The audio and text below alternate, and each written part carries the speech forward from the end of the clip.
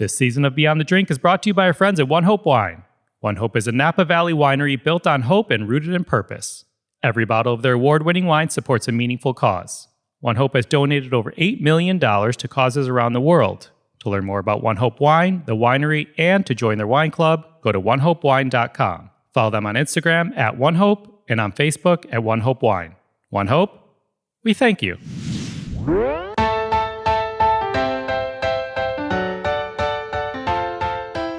Hey everyone, I'm Cappy and you're listening to Beyond the Drink, a production of Beyond the Plate. In this season, we sit down with head winemaker of ONEHOPE Wine, Mari Wells Coyle, as she guides us through some unexpected wine pairings. We're not talking about red wine with steak and white wine with fish. She'll be sharing the right glass or bottle to go with some everyday snacks you might have right at home in your own pantry. We'll be asking our guests from this season of Beyond the Plate what their favorite snacks are, and then we'll put Mari to the test. We're going to have some fun with this series, so sit back, relax, grab your favorite snack, and please don't forget the wine opener. Hi, Mari. Hi, Cappy. How are you? Happy summer. Happy summer. How's Napa? How's the vineyard, the tasting room, besides being written up all over the place for the most beautiful tasting room in Napa? It's still beautiful, and we are heating up to temperatures that are getting our grapevines ready and rolling, just hit fruit set. So it's an exciting time here. The countdown's on to harvest. I love it. When's harvest? Remind me. We will be harvesting Sauvignon Blanc in August. That is exciting. All right, let's bring everyone up to speed on our little Beyond the Drink series. If you listen regularly, you know this. If not, each week we're asking a chef in our Beyond the Plate episode what their go-to snack is. And then the following week, Mari is pairing that snack with a delicious ONEHOPE wine. So in the past weeks, we've had everything from chips to dried fruit with chili lime powder, to nuts, to an Indian spice trail mix, to, of course, one of Mari's favorites, flavored popcorns. And so here, this one, for last week's Beyond the Plate, we had Chef Kristen Kish. So Kristen Kish, for those of you who may not have listened to that episode yet, she was a winner of Bravo's Top Chef Season 10. And by the way, today you can watch her as Elton Brown's co-host on Netflix's new Iron Chef reboot, which is really exciting. She has a restaurant in Austin called Arlo Gray in the Line Hotel, and she's super philanthropic, which we all love, supporting many different causes and organizations ranging from Out Youth to the Ali Forney Center, various AAPI initiatives, and many of our guests' favorite World Central Kitchen. So when we asked Chef Kristen Kish about her go-to snack, she actually said chips as well, which we've gotten that answer before. Not that we don't love chips, but we've hit upon it. So we kind of took it one step further since it's summer and it's grilling season. And I asked what she put on a roll or a bun, and listen to what she had to say. All right, summer grilling season coming up. Any favorite things to put in a bun, on a roll, or the like? It has nothing to do with grilling, but ice cream in a sweet brioche bun. I just did that. I saw that. Oh, so good. Yeah. So good. Wow. I did not see that coming. I don't know if you did. Ice cream in a brioche bun. Can we go that route, Mari? I love this challenge. We're looking it right in the eye and headed toward summer. This is a thrilling combination because I can see myself doing this now at home, adding to my whole grilling repertoire is, serving this up. I love ice cream and ice cream flavors, and I love pairing wine with ice cream and desserts. So I think this is a really exciting one to take on. Let's do it. Wait, we were talking before I hit record about your little ice cream challenge that you're doing for yourself. So why don't we make us hungry? What are you up to? So this summer, I am deciding to really celebrate summer with my family by contributing one ice cream flavor per week. So it's something that really celebrates summer for me, gets me back in the kitchen, something my family loves. And I love how creative you can get with ice cream. I mean, everything from green tea ice cream to hibiscus to lavender, cardamom, you name it. I love all those flavors. Wait, are you going to be making these at home? Oh, yeah. Oh, I should have known, of course, Miss Cook herself. In my mind, I'm like, oh, she's going to be ordering like from this place one week and this place one week. But of course, you're making it. That's hilarious. Yes, no, I'm getting out my ice cream maker once again, adding the espresso ice cream to the lineup. So many great flavors and all the fresh fruit of the season. I can't wait. Oh my gosh, I love it. Okay, let's dive in. Brioche bun ice cream, kind of like an Italian ice cream sandwich, if you will. Yeah? Yeah, I think this sounds amazing. I mean, those sweet brioche buns are incredible and you can have this amazing flavor. What goes right to my head is right now a strawberry ice cream and really, sandwiching that in the bun and serving it with Pinot Noir. It's perfect for this first hit of summer. Pinot Noir is obviously so versatile. Paired with strawberries, you get a lot of the cinnamon spice that comes from the grape itself and also the barrel aging program. And it is an exceptional pairing. I think that, a lot of times we don't think about pairing wine with dessert. People ask, like, would you actually be drinking wine with dessert? But in my house, you're drinking wine all evening long. You're just getting things started at sunset. And that's probably when I'd be serving this on my deck.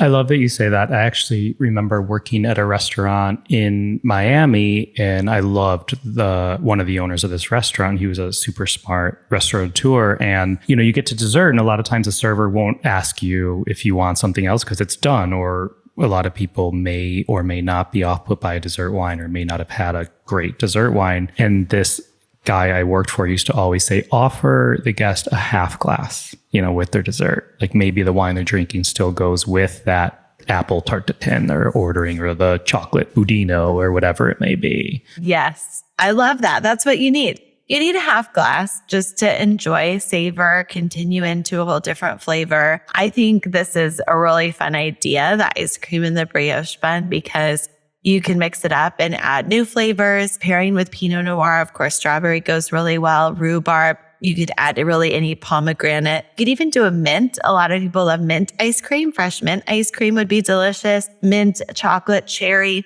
all those ice cream flavors would pair perfectly with Pinot Noir. I got one for you, and shout out to my friends Michelle and Adam Boxer. We were in Tuscany one time, and everybody was ordering the gelato from this little gelateria.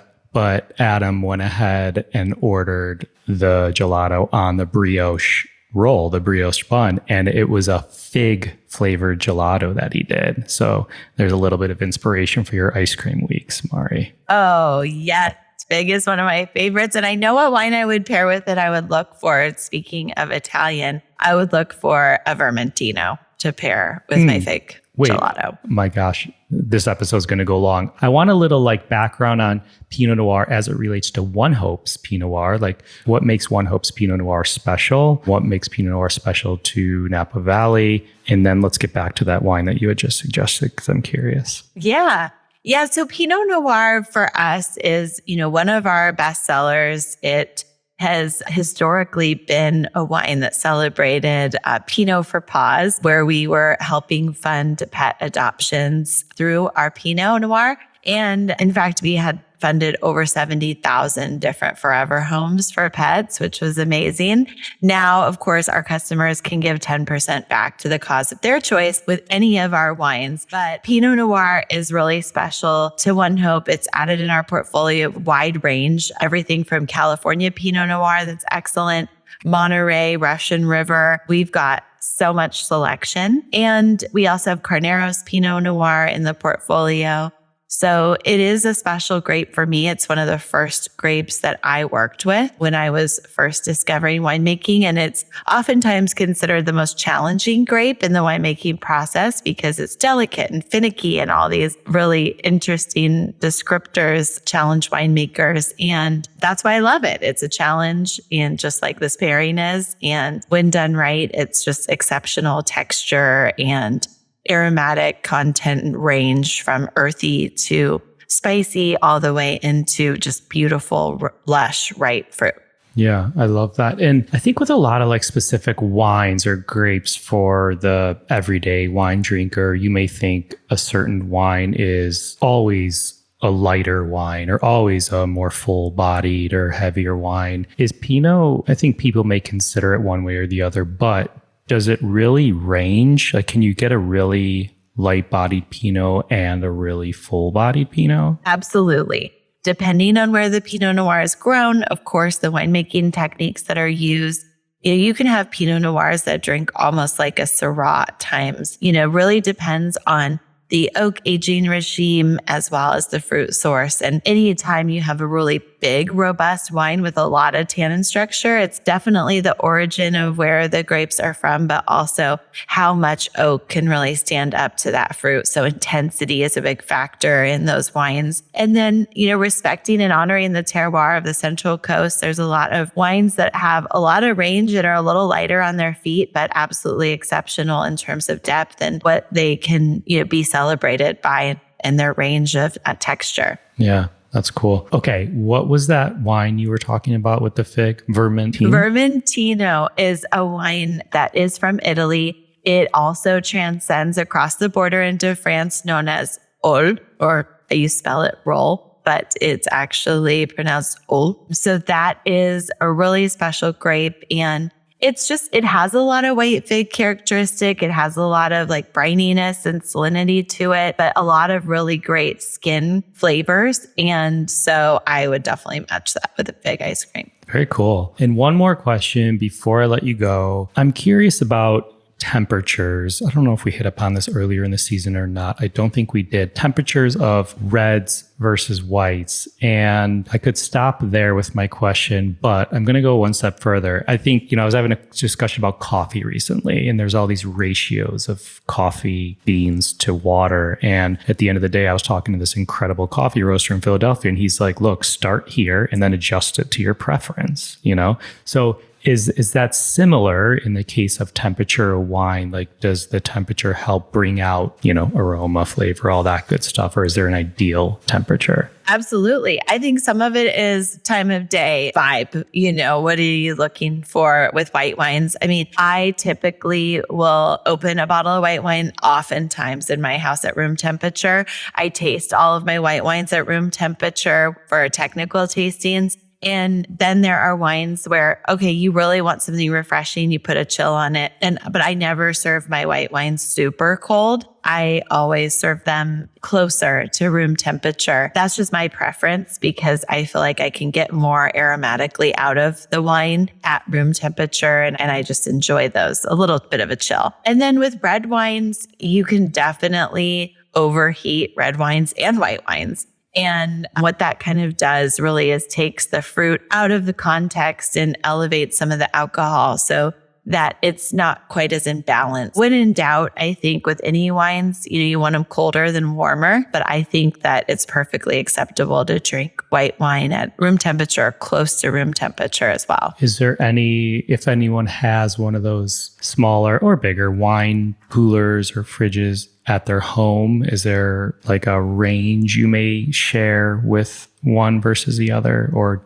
generally speaking? Yeah, generally speaking, we like to serve the whites, keeping in mind how long is that bottle going to be out on a table by the time you serve the next glass, if you're not putting it back in your fridge or you putting it in an ice bucket to keep it at that temperature. And as the temperatures rise this summer, you definitely want to keep a little chill so you keep the wine from getting too warm. But I, recommend anywhere from 45 to 55 on whites. And with reds, I really like them at cellar temperature. So that's anywhere from 55 to 60. 58 is kind of the sweet spot for us on reds. And that really allows you to take it out, open it up, and it can get to a closer to room temperature as you serve it. So that's what we do here in Napa. I'm literally taking notes on a separate piece of paper for myself. And when we're done, I'm going to go adjust my little wine fridge I have if it is off, but hopefully it's not off. Yeah. Awesome. Mari, this was great. Appreciate it. We have a few more of these left of this season. I'm looking forward to them all. We have some incredible chefs and some great snacks and snack and wine pairings coming everyone's way. So thank you again. And thanks to ONEHOPE for helping make this season of Beyond the Drink possible. Thank you, Cappy. Yeah. Until next time. Cheers. Cheers. If you're interested in the wine Mari talked about in this episode, check out the episode notes in your podcast player or go to beyondtheplatepodcast.com and we'll link you to it. Find me and keep up to date with this podcast across all social media platforms at On Cappy's Plate or go to beyondtheplatepodcast.com. Beyond the Plate is also on social at BT Plate Podcast. This episode was produced by myself along with Ian Cohen, Joe Yetton, and Sean Petrosian. Our digital media producer is Sarah McClellan-Mead. Our music has been composed by Goldfort. Find him at iGoldfort. As always, a special shout out to my wife, Katie. If you have a moment, we love and appreciate it if you could rate or review and subscribe to this podcast on your listening site of choice. Thank you for listening to Beyond the Drink, a production of Beyond the Plate. I'm Cappy.